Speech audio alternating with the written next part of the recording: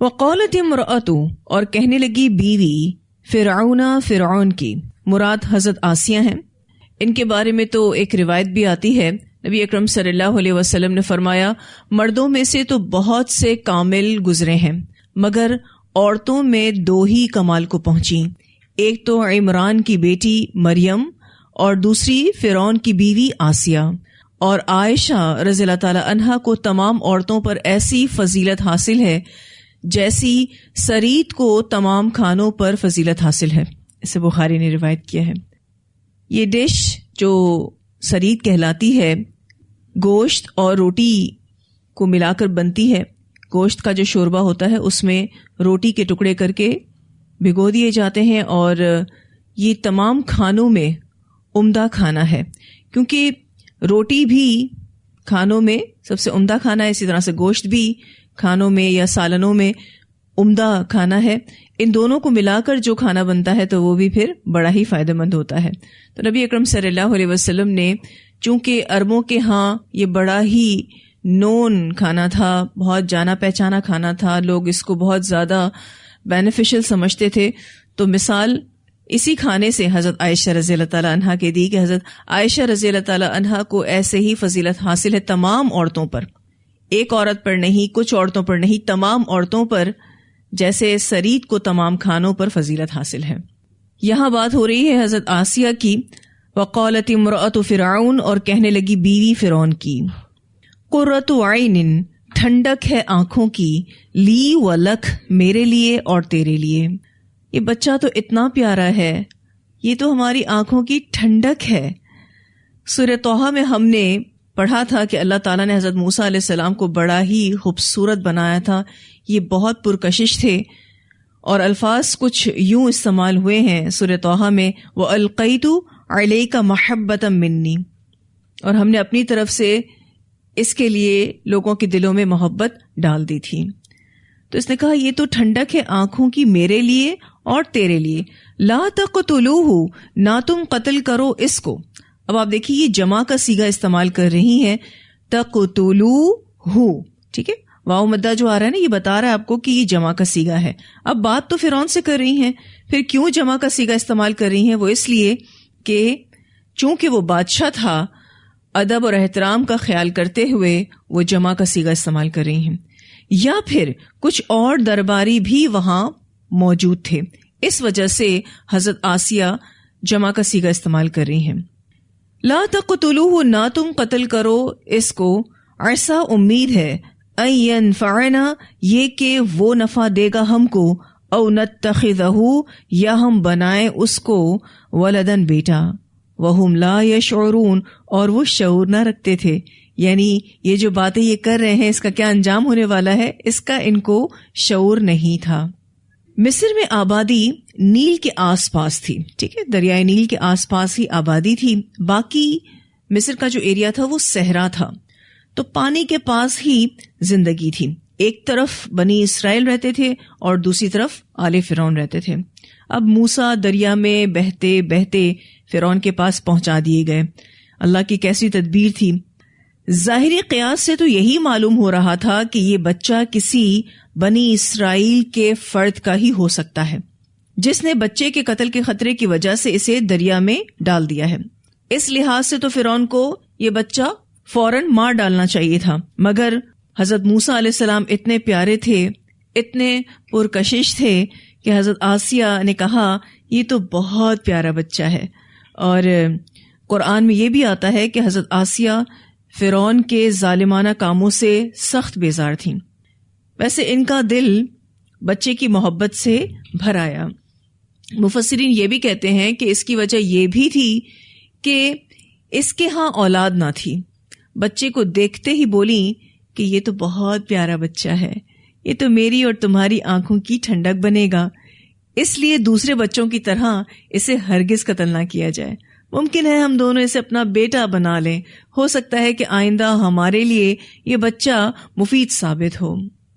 ہم اس کی پرورش کر رہے ہیں، یہ ہمارا بچہ ہوگا، یہ بنی اسرائیل کے بجائے ہمارے فائدے کا ہوگا.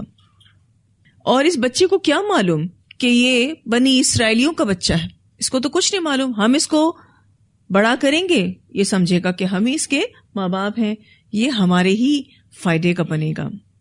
اب یہاں جو اللہ سبحانہ تعالیٰ فرما رہے ہیں وَهُمْ لَا يَشْعُرُونَ، وہ شعور نہیں رکھتے تھے، یعنی انجام سے بے خبر تھے کہ جن کو وہ فائدہ مند سمجھ رہے تھے وہی ان کا خاتمہ کرے گا، وہی ان کا دشمن ہوگا. ان دونوں کو یہ معلوم ہی نہ تھا کہ جو باتیں وہ کر رہے ہیں وہ خود نہیں کر رہے، بلکہ مشیت الہی ان کے منہ سے یہ الفاظ نکلوا رہی ہے، یعنی اللہ ہی ان کے منہ سے یہ الفاظ نکلوا رہا تھا. یا پھر ان کو کیا خبر تھی کہ جس بچے کو مارنے کی کوشش میں ہزارہا بچے قتل کر دیے گئے یا قتل کیے جا رہے ہیں وہ اب ان کے گھر میں ہے. اسی بچے سے ان کو خوف تھا نا، اب اس بچے کو تو یہ گھر میں لا چکے ہیں. اللہ تعالیٰ فرماتے ہیں وَهُمْ لَا يَشْعُرُونَ، اور وہ شعور نہیں رکھتے تھے. یہ جو یہاں بات آ رہی ہے لا تقتلوہ، نہ تم قتل کرو اس کو. حضرت آسیہ نے کہا تھا کہ اس بچے کو قتل نہیں کرنا. مفسرین اس حصے کے دو معنی کرتے ہیں کہ کچھ ایسی سچویشن بنی تھی جس میں فرعون کو اس بچے کو قتل کر ہی ڈالنا چاہیے تھا. ایکچولی جب فرعون نے حضرت موسیٰ کو گود میں لیا تو موسیٰ علیہ السلام نے فرعون کی داڑھی کو کھینچ لیا تھا اور اس سے غصہ آیا تھا، تبھی اس نے اسے قتل کرنے کا حکم دیا. تو آسیہ نے کیا کہا، اسے قتل نہیں کرو. اور دوسری بات میں نے آپ کو ابھی بتائی بھی کہ واضح تھا کہ یہ بچہ بنی اسرائیل سے تھا اور فرعون کا آلریڈی بنی اسرائیلیوں کے بیٹوں کے بارے میں حکم تھا کہ ان سب کو قتل کر دیا جائے. تو آسیہ نے درخواست کی کہ اسے قتل نہ کرو. یہاں سے آپ اندازہ لگائیں کہ اللہ کی حکمتیں کیسے کام کرتی ہیں. فرعون کے ڈر سے بچے کو دریا میں ڈالا گیا اور بچہ فرعون کے گھر ہی پہنچ گیا. اس سے کیا پتہ چلتا ہے کہ ماں نہیں بچا سکتی، یعنی انسان کو نہیں بچا سکتا، اللہ بچاتا ہے اور اللہ اپنی تدبیروں سے بچاتا ہے. اللہ ایسی پلاننگ کرتا ہے کہ انسان بچ جائے. ایسے بہت سارے آپ نے ایکسیڈنٹس بھی دیکھے ہوں گے، بہت خطرناک ایکسیڈنٹ ہوتے ہیں، گاڑی پوری ختم ہو جاتی ہے لیکن انسان صحیح سلامت باہر نکلتا ہے. اب حضرت موسیٰ عین دشمن کے گھر میں پل رہے تھے اور اسی گھر میں اللہ تعالیٰ نے ان کے لیے ایک سپورٹیو بھی پیدا کر دیا. کس کی شکل میں؟ آسیہ کی شکل میں. محبت کرنے والی، ساتھ دینے والی ماں بھی مل گئی. اب ان کی ایک ماں نہیں تھی، دو مائیں تھیں. اور آپ یہ بھی دیکھیے کہ اللہ تعالیٰ کس طرح دلوں میں محبتیں ڈالتے ہیں. ایسا کچھ رسول اللہ صلی اللہ علیہ وسلم کے ساتھ بھی ہوا تھا. جب بہت زیادہ آپ صلی اللہ علیہ وسلم کی مخالفتیں بڑھیں تو ابو طالب کو اللہ تعالیٰ نے آپ صلی اللہ علیہ وسلم کا سپورٹیو بنایا. اسی وجہ سے آپ صلی اللہ علیہ وسلم بہت زیادہ اطمینان کے ساتھ دین کا کام کر رہے تھے، کیونکہ ابو طالب کی سپورٹ آپ صلی اللہ علیہ وسلم کے پاس تھی. حالانکہ آپ دیکھیے کہ ابو طالب خود مسلمان نہیں ہوئے تھے لیکن نبی اکرم صلی اللہ علیہ وسلم کی سیکیورٹی کر رہے تھے. پھر اللہ سبحانہ تعالیٰ فرماتے ہیں وَأَصْبَحَ، اور ہو گیا فؤاد ام موسیٰ، موسیٰ علیہ السلام کی ماں کا دل فارغاً، خالی. فؤاد کا جو لفظ ہے اس کا معنی ہوتا ہے سبزی کا خلاصہ. ٹھیک ہے، سبزی کے خلاصے کو کہتے ہیں. جب آپ سبزی کو بھونتے ہیں تو آپ دیکھیے کہ وہ اپنی کوانٹٹی سے کم ہو جاتی ہے، وہ تھوڑی سی بچ جاتی ہے. وہ جو تھوڑی سی سبزی بچتی ہے اس کو فؤاد کہتے ہیں. اسی سے ہی اردو میں ایک لفظ آتا ہے فائدہ. دل چونکہ ہمارے جسم کا خلاصہ ہے، مرکز ہے، اس لیے یہ لفظ دل کے لیے استعمال ہوا ہے. یہاں لغوی معنی نہیں ہے فؤاد کے، ٹھیک ہے، مرادی معنی ہے. وَأَصْبَحَ، اور ہو گیا فؤاد ام موسیٰ فارغا، موسیٰ علیہ السلام کی ماں کا دل خالی. فارغا کا جو لفظ ہے فا را غین سے ہے، ڈول کو انڈیل کر خالی کرنا. دل پورا خالی ہو گیا. کبھی آپ نے کسی پانی سے بھری بکٹ کو خالی کیا ہو؟ کیسے ایک دم سے پانی آپ گرا دیتے ہیں اور پوری بکٹ خالی ہو جاتی ہے. ان کا دل بھی خالی ہو گیا. صبر ایسا لگ رہا تھا ختم ہوتا جا رہا ہے، قرار چھن گیا. یہاں حضرت موسیٰ علیہ السلام کی والدہ کے دل کی کیفیت کو بیان کیا جا رہا ہے کہ وہ کتنی بے قرار تھیں. تو اللہ تعالیٰ فرماتے ہیں اور موسیٰ کی ماں کا دل خالی ہو گیا، فارغ ہو گیا.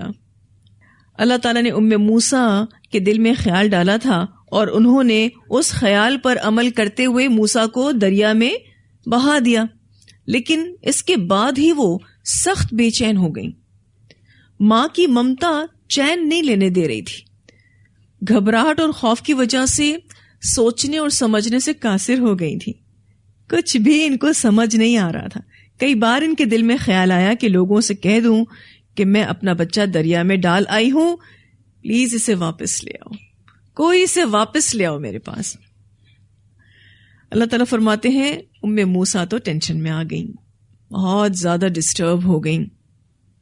کتنی ڈسٹرب ہو گئیں اس کا ذکر آگے آ رہا ہے۔ ان کا دت بے شک قریب تھا، لتبدی کہ ظاہر کر دیتی بھی اس کو، اتنا زیادہ سٹریس فیل کر رہی تھیں کہ قریب ہی تھا اس راز کو افشاں کر دیتی۔ اور آپ سب یہ جانتے ہیں کہ اگر یہ راز کھل جاتا تو موسیٰ کی جان کو خطرہ ہو سکتا تھا۔ لولا اگر نہ ہوتی، الربطنا یہ کہ ہم نے باندھ دیا تھا، کہنے کا مقصد یہ ہے کہ اگر یہ بات نہ ہوتی کہ ہم نے باندھ دیا تھا علی قلبیہا اس کے دل کو، اگر ہم نے اس کے دل کو باندھا نہ ہوتا تو لازمی اس نے یہ راز کھول دینا تھا۔ ہم نے اس کا دل باندھ دیا، لتکون من المؤمنین تاکہ وہ ہو ایمان لانے والوں میں سے۔ یہاں الربطنا علی قلبیہا کے الفاظ سے پتہ چلتا ہے کہ اشارہ اس الہام کی طرف ہے جو اللہ تعالیٰ نے موسیٰ کے دل میں کیا تھا۔ اب جیسے ہی ان کو وہ باتیں یاد آتی کہ اللہ تعالیٰ تمہارا بچہ تمہاری طرف لوٹا دے گا تو ان کے دل کو قرار آ جاتا، سکون آ جاتا۔ تھوڑا سا غور کریں موسیٰ کی حالت پر، اور اس بات کو محسوس کرنے کے لیے آپ اس ماں کو ذہن میں لے لیں جس کا بچہ کھو جائے، کتنی بے قرار ہوتی ہے وہ۔ اگر کسی ماں کا بچہ فوت ہو جاتا ہے تو ایک ٹائم آتا ہے اسے صبر آ جاتا ہے اور وہ سکون میں آ جاتی ہے، لیکن جس کا بچہ کھو جاتا ہے اس کو سکون نہیں آتا۔ میں اور آپ ایسی ماں کی ذہنی کوفت کو محسوس بھی نہیں کر سکتے۔ جب ماں اپنی اولاد کو لے کر پریشان ہوتی ہے تو اسے کسی کا مشورہ اچھا نہیں لگتا، کسی کی محبت اچھی نہیں لگتی، کسی کا غصہ اثر نہیں کرتا، نہ کسی کی ڈانٹ سمجھ آتی ہے، نہ کوئی نصیحت سمجھ میں آتی ہے، نہ اسے کھانے کا دل چاہتا ہے، نہ اسے سکون ملتا ہے۔ یہی حال موسیٰ کا تھا کہ وہ ایمٹینس کا شکار ہو گئی تھی، خالی پن کا شکار ہو گئی تھی، اسپیچ لیس ہو گئی تھی، کچھ نہیں بول رہی تھی، ایموشن لیس ہو گئی تھی، ایسا لگ رہا تھا سارے جذبات ختم ہو گئے، سینس لیس ہو گئی تھی، ایسا لگ رہا تھا دماغ کام ہی نہیں کر رہا۔ یہ ان کی کیفیات تھی۔ ماں تو ماں ہے نا، جب وہ اپنے بچے کو ڈھونڈنے پر آتی ہے، کھوئے ہوئے بچے کو ڈھونڈنے پر آتی ہے تو دیوانی ہو جاتی ہے۔ تو ان کا دل خالی ہو گیا۔ ان کی حالت یہ تھی کہ قریب تھا کہ وہ ظاہر کر دیتی اس راز کو، اگر اللہ نے ان کا دل باندھا نہ ہوتا تو وہ سب کو بتا دیتی، رونا دھونا شروع کر دیتی، گھر سے نکل کر لوگوں کو بتا دیتی۔ تو الربطنا علی قلبیہا سے اشارہ اس الہام کی طرف ہے جو اللہ نے موسیٰ کے دل پر کیا تھا۔ یہی باتیں، یہی وعدے ان کو یاد آتے تھے تو وہ ریلیکس ہو جاتی تھی کہ انشاءاللہ میرا بیٹا میرے پاس واپس آئے گا۔ اللہ اپنے وعدوں کے خلاف نہیں کرتا۔ ایک بہت اہم بات یہاں سے پتہ چلتی ہے کہ دل اللہ کے ہاتھ میں ہے اور دل کے مسئلوں کا حل بھی اللہ ہی کے پاس ہے۔ دل کے مسائل کیا ہیں؟ کبھی آپ کا دل غم کا شکار ہوتا ہے، کبھی آپ تکلیف میں ہوتے ہیں، کبھی رنج میں ہوتے ہیں، کبھی دل کو مایوسی لاحق ہوتی ہے، کبھی فکر لاحق ہوتی ہے، کبھی دل میں غصہ ہوتا ہے، بغض ہوتا ہے، حسد ہوتا ہے۔ یہ سارے دل کے مسئلے ہیں۔ جب کسی مسئلے سے گزریں اللہ سے مدد مانگیں، کیونکہ موسیٰ نے بھی کس سے مدد مانگی؟ اللہ سے مدد مانگی۔ جب اللہ آپ کے دل کو صبر اور ایمان کے ساتھ باندھ دیتا ہے تو آپ ریلیکس ہو جاتے ہیں، اور ایسا میں اور آپ بھی اپنی زندگی میں کئی موقعوں پر محسوس کرتے ہیں۔ آپ پریشان ہوتے ہیں، اللہ سے دعا کرتے ہیں، اللہ آپ کو ریلیکس کر دیتا ہے، اللہ آپ کو رباط دے دیتا ہے۔ اور یہ بات بھی یاد رکھیے گا کہ دل کی کیفیات بڑی شدید ہوتی ہیں۔ ایسی حالت میں صرف اور صرف اللہ کی طرف رجوع کرنے سے ہی فائدہ ہوتا ہے۔ اب ان کو چونکہ بڑے درجات ملنے والے تھے، اسی لیے آزمائشیں بھی بہت بڑی تھی. یہ بات تو ویسے بھی ہم کئی بار پڑھ چکے ہیں. جتنے بڑے درجات اتنے بڑے امتحانات، اتنی بڑی آزمائشیں. اور آزمائشوں میں جو اللہ سے تعلق بنائے رکھے، اللہ اس کو تھام لیتے ہیں اور اس کے لیے راستے کھولتے ہیں. اللہ تعالیٰ فرماتے ہیں اگر یہ بات نہ ہوتی کہ ہم نے باندھ دیا تھا اس کے دل کو، اگر ایسا نہ ہوتا تو لازماً اس نے راز کو کھول دینا تھا، اور ہم نے اس کے دل کو باندھ دیا تاکہ یہ ایمان لانے والوں میں سے ہو جائے. ایکچولی یہ تو ایمان والی تھی، لیکن جب کبھی آپ اپنی زندگی میں بھی اپنی کوئی دعا پوری ہوتا محسوس کرتے ہیں تو آپ کا ایمان بڑھ جاتا ہے. تو اللہ تعالیٰ ایمان بڑھاتے ہیں. ایمان والوں کے اندر چونکہ ایمان ہوتا ہے، جب کوئی چیز ہوگی تو بڑھے گی نا. یہاں پر ایمان بڑھانے کی طرف اشارہ ہے کہ میں نے اس کا دل باندھا، جب یہ میرے وعدوں کو پورا ہوتا دیکھے گی تو اس کا ایمان اور بڑھے گا. وقالت، اور اس نے کہا، یعنی موسیٰ علیہ السلام کی ماں نے کہا، لِأُخْتِهِ، اس کی بہن سے، قُصِّيهِ، پیچھے چلی جا اس کے، یعنی موسیٰ کے تابوت کو فالو کر. موسیٰ کے 3 بچے تھے، ٹھیک ہے. سب سے بڑی لڑکی تھی، یعنی سب سے بڑی بیٹی تھی، جس کا نام مریم بنت عمران تھا. حضرت عیسیٰ کی والدہ کا نام بھی مریم بنت عمران تھا. دونوں کے ناموں میں اتحاد ہے لیکن دونوں الگ الگ تھیں، ٹھیک ہے. 2 الگ الگ عورتیں تھیں، ٹھیک ہے. تو سب سے پہلی بیٹی تھیں. اس کے بعد ہارون علیہ السلام پیدا ہوئے، اور پھر ان کے 1 سال کے بعد موسیٰ علیہ السلام کی پیدائش ہوئی. ہارون علیہ السلام کی پیدائش تک بنی اسرائیل کے بچوں کے قتل کا حکم نافذ نہیں ہوا تھا. یعنی جب ہارون علیہ السلام پیدا ہوئے تھے تو اس سال تک بنی اسرائیل کے بچوں کے قتل کا حکم فرعون نے نافذ نہیں کیا تھا، لہٰذا وہ بھی زندہ تھے، اور بہن ان سے 8 سال بڑی تھیں. موسیٰ کی ماں نے جب موسیٰ کو دریا میں ڈال دیا تو ان کا دل بے چین ہو گیا. ان کے ذہن میں ایک تدبیر آئی، کیونکہ پلاننگ تو مومن کر سکتا ہے نا. اللہ پر بھروسہ اگر کسی کو ہے تو اس کا یہ ہرگز مطلب نہیں ہے کہ وہ ہاتھ پر ہاتھ رکھ کر بیٹھ جائے. مومن پلاننگز کر سکتا ہے، تدبیر کر سکتا ہے، یہ توکل کے منافی نہیں ہے، ٹھیک ہے. اب ان کے ذہن میں ایک تدبیر آئی. انہوں نے اپنی بیٹی سے کہا کہ بھائی کو فالو کرو، لیکن کچھ اور بھی انسٹرکشنز دیں. کہا فبصورت بھی، پھر وہ دیکھتی رہی اس کو، عن جنوبن، دور سے، وہم لا یشعرون، حالانکہ وہ شعور نہ رکھتے تھے. اب یہ جو ان کی بہن کا عمل ہے نا، یہ انسٹرکشن ماں کی تھی کہ دیکھو دھیان رکھنا کوئی تمہیں دیکھے نہ، کسی کو یہ نہ پتا چلے کہ تم موسیٰ کی بہن ہو، کسی کو یہ نہ پتا چلے کہ تم موسیٰ کے پیچھے آ رہی ہو. اور اس کا ایک دوسرا معنی بھی مفسرین بتاتے ہیں، وہ یہ کہ جب آل فرعون نے یہ تابوت نکالا اور اس سے بچے کا ملنا بہت بڑی نیوز تھی، بہت سارے لوگوں کا ہجوم جمع ہو گیا اور لوگ اس کو ڈسکس کر رہے تھے کہ کس کا بچہ ہے، کہاں سے آیا ہے. تو موسیٰ نے اپنی بیٹی سے کہا کہ جاؤ جا کر دیکھو کیا ہو رہا ہے. یہ ایک احتیاطی تدبیر تھی. ان کو اللہ پر بھروسہ تھا اور انہوں نے اللہ کے حکم پر عمل بھی کیا، لیکن ساتھ تدبیر بھی کی، کیونکہ ان کے لیے یہ وقت گزارنا مشکل ہو رہا تھا.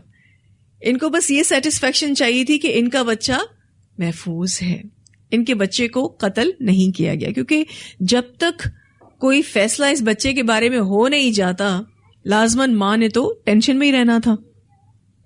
آپ دیکھیے کہ ان کی بہن بہت سمجھدار تھی، وہ لوگوں کی باتیں سنتی رہیں، مگر کسی کو یہ معلوم نہیں ہوا کہ یہ موسیٰ کی ہی بہن ہے.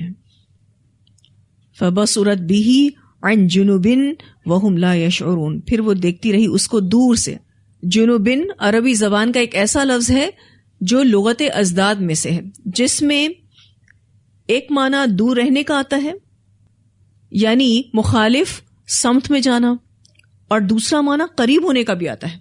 اب آپ دیکھیے دور ہونا اور قریب ہونا یہ اپوزٹس ہے نا، تو یہ لغت ازداد میں سے ہے.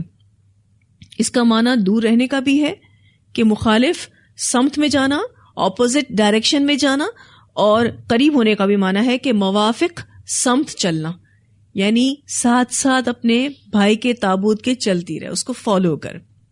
لیکن کیسے؟ وہم لا یشعرون، حالانکہ وہ شعور نہ رکھتے ہوں.